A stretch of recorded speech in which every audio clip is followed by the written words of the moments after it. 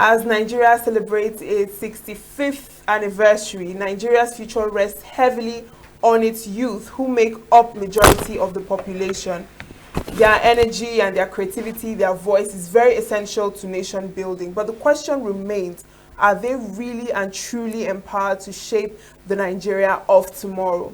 Now, joining us this afternoon via Zoom from Port Harcourt is Obinna Ebogidi. He is the convener, Rivers Peace Initiative. Thank you so much for joining us. You're welcome.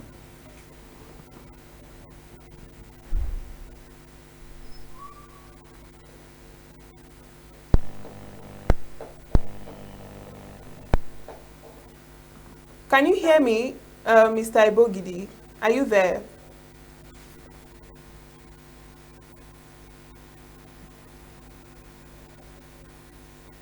Good afternoon. Can you hear me? Thank you so much for joining us this afternoon for our conversation on Nigeria at 65, the role of the youth in nation building.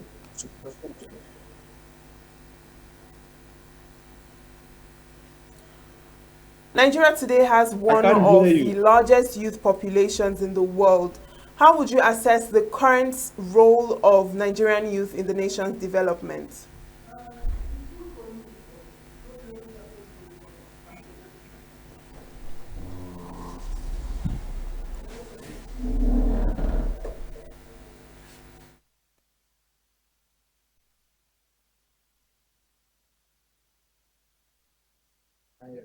No, I can't hear him.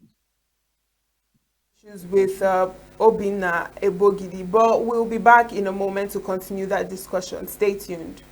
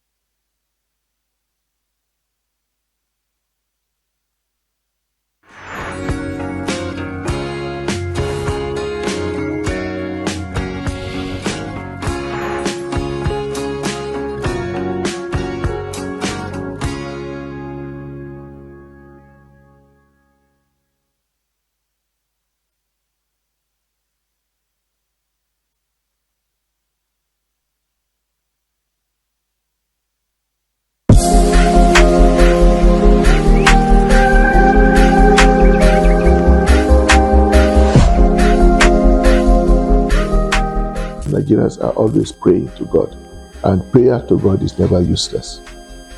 And that as Nigerians keep praying that God will save us from chaos, anarchy, and doom, it will happen.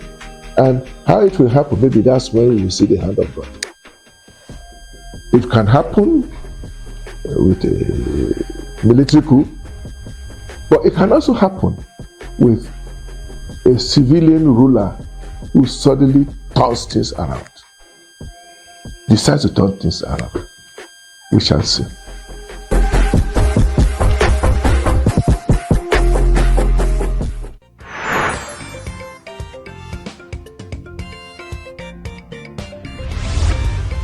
Save Nature TV, news in your pocket.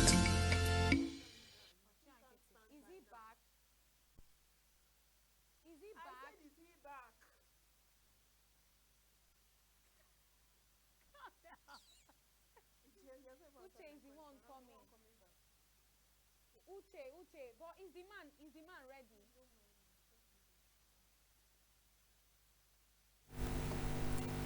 And we're still on the topic of the role of the youth in nation building as Nigeria celebrates its 65th anniversary.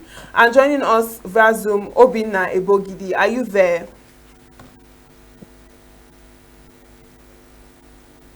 Yes, I can hear you now. Great. Now, earlier on, I asked, how would you assess the current role of Nigerian youth in the nation's development?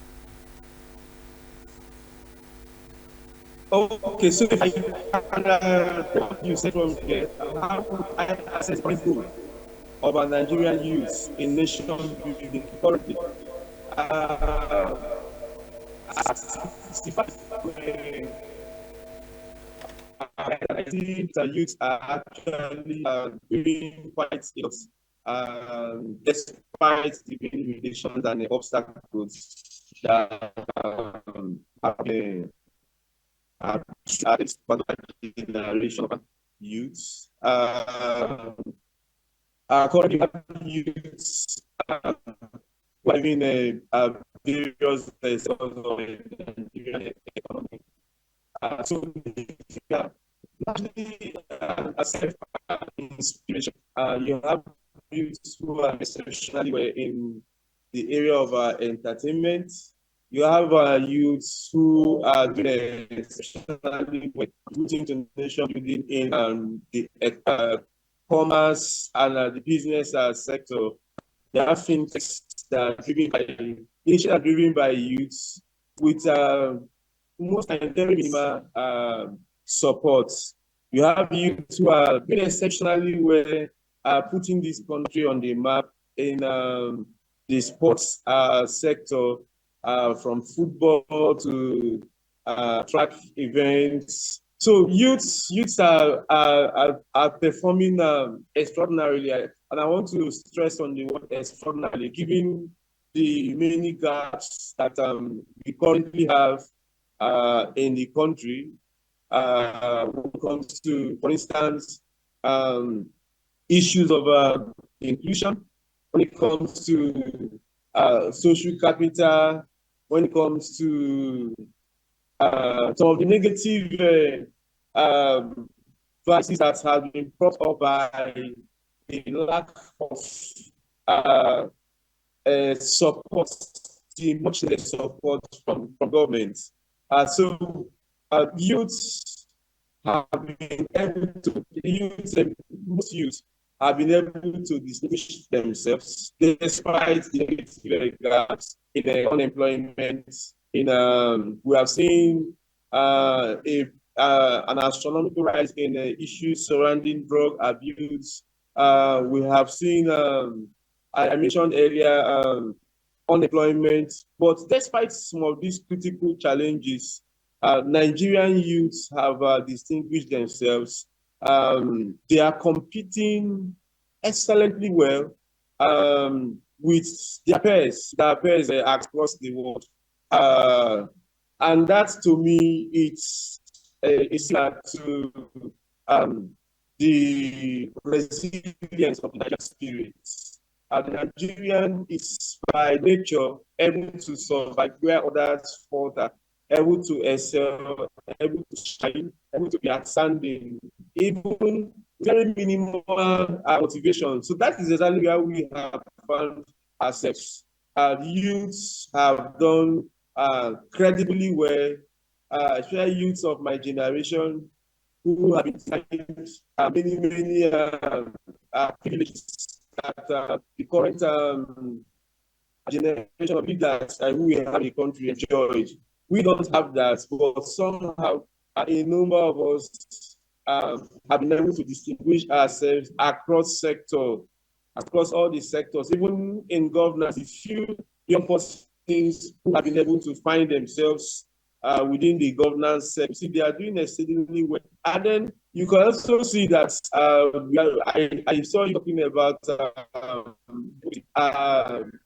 work of the population, the demographics of the Nigerian citizenry who are advocating, who are not just talking, but actually taking a concrete step to ensure that this democracy that we have in Nigeria is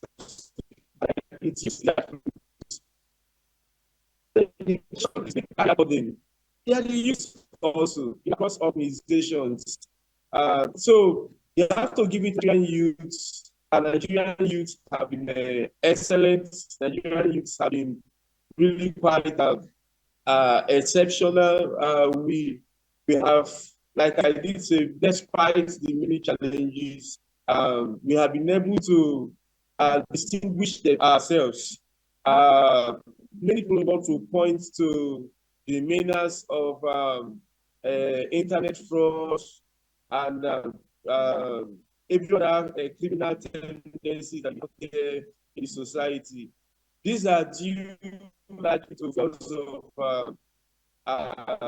leadership failure of or the inability of governance and the resources that are given to this nation to reflect on how a citizen's life can actually be raised to power, how the intricate institutions and every other tool that is needed to empower persons to be able to become dignified citizens, citizens who can expand economically, citizens who have access to the basic, not necessarily the best, but let's just say the basic education that can prepare them to become stakeholders today. Because I don't believe youths are leaders of tomorrow.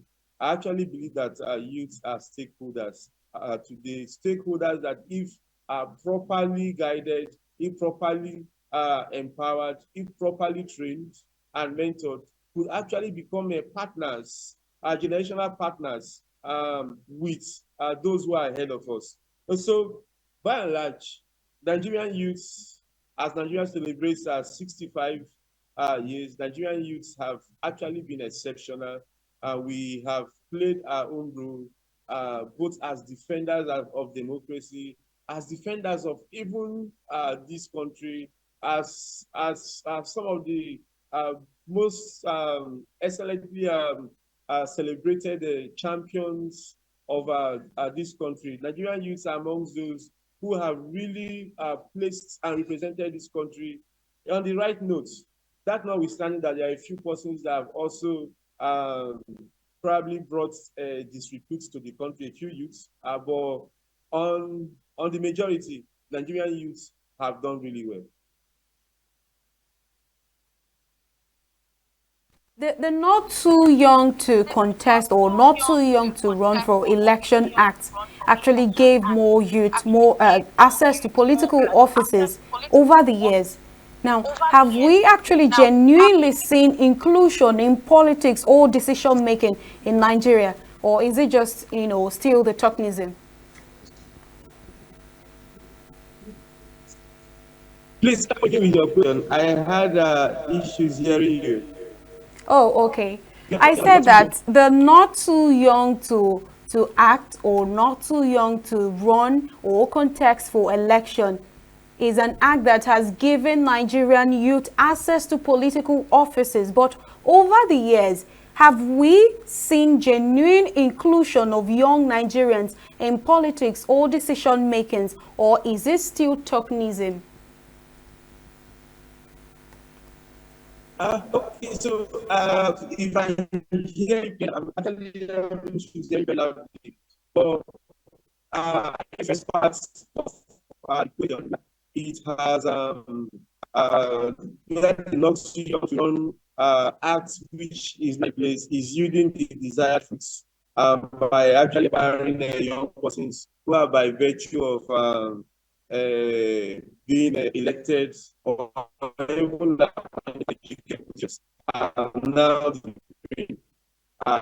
that we are not protesting, we are lacking. I guess that is what the question is about.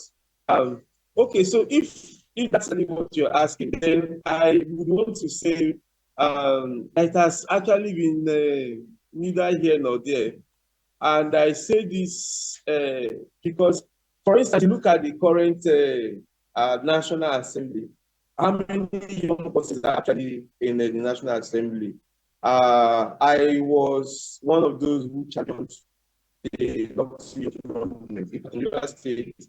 I was the second in command for that project, and I really that the aim of that project was to make it possible for young, patriotic, and highly motivated and competent young Nigerians who could make a difference to be able to have access to, first of all, the structures that were able to participate in elections, given that it used to be very difficult. to even be considered for elective positions to become flag bearers. And then the age for, let's say, the House of Reps is supposed to be 30. 30 years for House of Reps. The House of Assembly is supposed to be 25.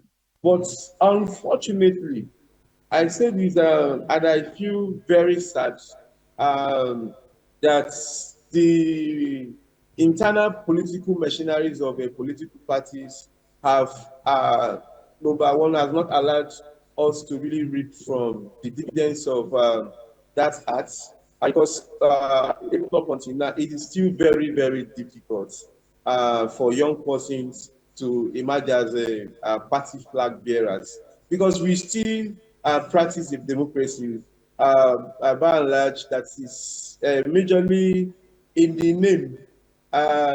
Parties hardly have internal democracy at work. So the transgenerational issues of godfatherism, money bag, cash politics has really dead. So from Rivers State, we have over 13 federal lawmakers at the House of Reps. There is just one person that you want to say falls within that range, and that's representing Bonny. He's there enjoying that role because the party decided, okay, to reward him. So you see that the dynamics has now made it almost impossible for the country as it stands now to enjoy, to reap from the benefits of that act, because that act was supposed to make it easy for young persons to be, first of all, be able to access even this forms, what they call this forms, interest, to show interest, first of all, that you want to contest. Now that act was supposed to motivate parties to reduce the cost for all those internal processes, also electioneering, primaries and campaigns. It's supposed to reduce it, but unfortunately, nothing much has really changed. We still see that the economic side of elections is still waged against young persons. So having so secured a party ticket, you are also going to be able to face the Nigerian populace who are also by mindset expecting more people. So the few young persons, unfortunately, that have been able to make it through these very, very stringent measures have somehow become collapsed to the realities of the Nigerian political structure, where you have to only advocate and push for what are the political leaders of your party, of your structure, of your camp, is interested in. And so it's unfortunate that after those efforts, we are still not being able to benefit. We are yet to see young people in the positions of power, both from the state House of Assembly up until the National Assembly. They have asked themselves, really made the desired difference. Look at electoral reforms that we are clamoring for. It is almost difficult to get it through, despite the few persons, and I also want to rope in women into the conversation, who have been able to find themselves a breakthrough as a result of these efforts that we made in recent years. But they get there and their voices are almost lost when it comes to policy articulation, policy shaping that will actually improve on how this country is run. Their voices are most times lost because of the political system and culture that we have in place, where you cannot afford to go against what a political party the leader of the structure, the godfather, you can't afford to go against what is going to affect their interest, even though their so-called interest, is going to sabotage on the generality of the interest of the majority of the Nigerians and the progress of the country. So sadly, that is actually where we are. But we had a few young persons when it comes to the area of constituency projects and other to see a few of them attempt to be exceptional. We've seen very few of them. But the major reason we were pushing for young people to have access to some of these important positions, majority confusion. It's so that our voices could be heard when it comes to policies that are supposed to directly impact on the quality of education that people are seeking to be able to access. Policies that should be able to open up the space and be able to move in the direction of raising startup capitals for teaming youth population like entrepreneurship. Policies that are supposed to make it easier, for employment opportunities to become commonplace. We have to reduce unemployment out there. So those policies, sadly, we are yet to really see young people who have been able to gain access into some of these elected positions, even at the state House of Assembly level. But that one, to me, it's even far more saddening. All right, Mr. Ebogidi, since we're talking about culture of since we're talking about youth inclusion in politics, can you hear me? Can you hear me? Yes, I can hear you. Now, since we're on the topic of youth being involved in Nigerian politics, you've mentioned a couple of things so far from what you've been saying. You mentioned about youths being leaders of tomorrow. I mean, many people describe youths as the leaders of tomorrow, even though this tomorrow seems constantly deferred. And looking back during the pre and immediate post-independence, there was a surge of young people being interested in politics and the struggle for governance and independence as well. Now, why do you think that today's youths are often excluded from such high-level participation in governance and policy? Because like you rightly mentioned, we have very few youths in these positions, even with the Not Too Young to Run Act and the Not Too Young to Contest Act. So why is it so? Why would you say, is the reason that young people are not giving that room to actively participate in these political functions? Okay, so there are a number of reasons, but the most predominant for me will be the fear by the current ruling elite that if they don't open up the space for more persons to be able to make it into the leadership circles, it would mean that their own generation will begin to leave office. I say this because let me just take us to something that happened.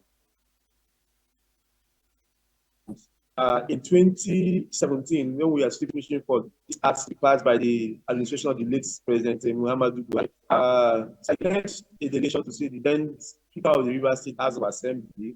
And in the course of that engagement, while we were talking about the need for more young persons to be given the opportunity to express themselves, to bring in innovation, and that we are pointing to the areas of the economy of our Nigerian system that young persons are really, really excelled.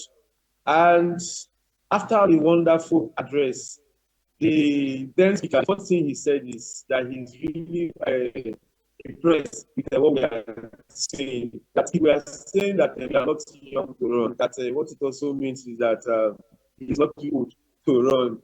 So there is fear by the current generation of leaders, that the more young persons are able to get into the system and then assert themselves and are able to make a difference.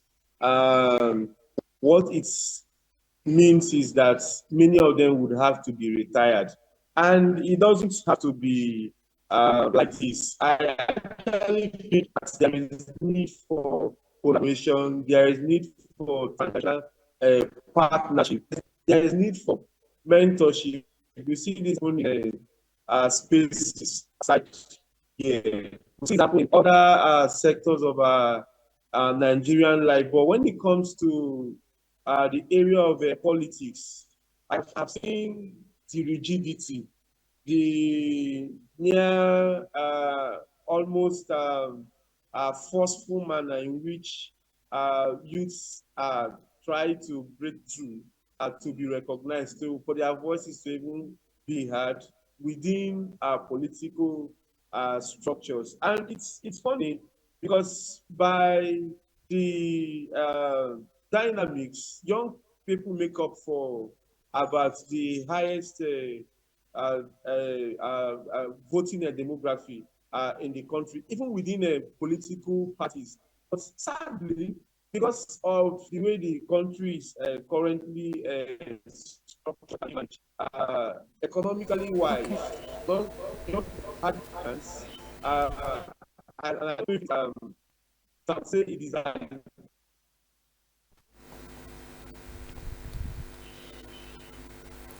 All right, Mr. Obinebogiri, thank you very much for that conversation. I think this is where we'll have to cut you short. Thank you very much for joining us in the studio. And all right, you have heard it all. An average Nigerian youth is not, too young to contest. And we are clamoring for a better Nigeria, a safe and inclusive Nigeria. All right, thank you very much. That is where we draw the line.